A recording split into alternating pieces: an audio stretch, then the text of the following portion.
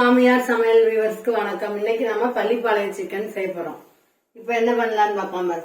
Chicken 1/2 kilo, தேங்காய், சின்ன வெங்காயம், காஞ்ச மிளகாய். இதுக்கு வெறும் காஞ்ச மிளகாய் தான் போட போறோம். மஞ்சள் தூள், இஞ்சி பூண்டு, எண்ணெய். இப்ப ஆயில் விட்டுக்குவோம்.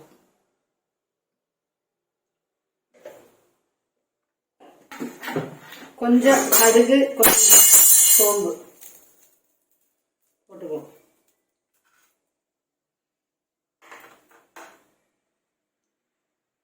கருவேப்பிலை, சின்ன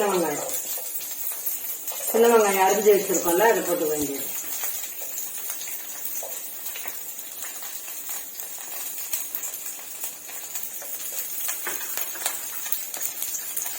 இது நல்லா வதங்கட்டும்.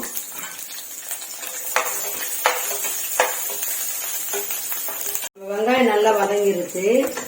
இப்ப நம்ம எடுத்து வச்சிருக்கோம். இந்த மாதிரி மிளகாவை கட் பண்ணி வச்சுக்கணும். அதையெல்லாம் எடுத்துட்டு இதை போட்டுக்குவோம். இதுல வேற மசாலே கிடையாது. மஞ்சள் தூள், இஞ்சி பூண்டு பேஸ்ட் கொஞ்சம் போட்டா போதும்.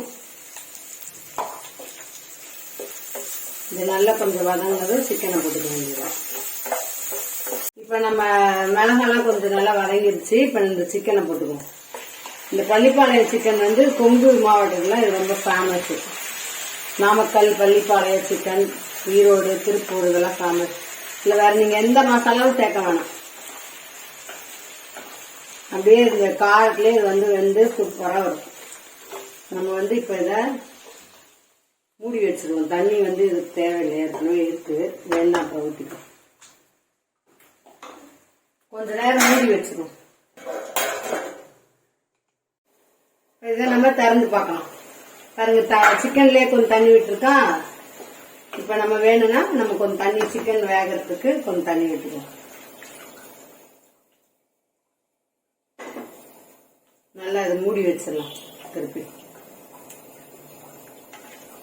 ஒரு 1/4 hour வெந்த பிறகு நம்ம திருப்பி பார்க்கலாம்.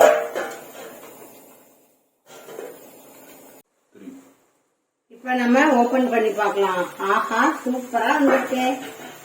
இப்ப நம்ம இந்த தேங்காயை போட்டுக்கலாம். வெட்டி வச்சிருக்கோம்ல, தேங்காய் போட்டுக்கலாம்.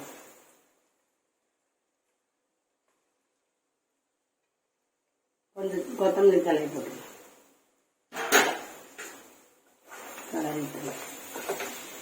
இப்படி எண்ணெய் பிரிஞ்சு சூப்பரா வந்துருப்பாருங்க நம்ம பள்ளிப்பாளையம் சிக்கன். நீங்களும் செஞ்சு பாருங்க. உங்க வீட்டுல செஞ்சு பார்த்துட்டு எப்படி இருக்குன்னு கமெண்ட் பண்ணுங்க. தமிழ் மாமியார் சமையலை சப்ஸ்கிரைப் பண்ணுங்க, லைக் பண்ணுங்க, உங்க ஃப்ரெண்ட்ஸுங்களுக்கு ஷேர் பண்ணுங்க.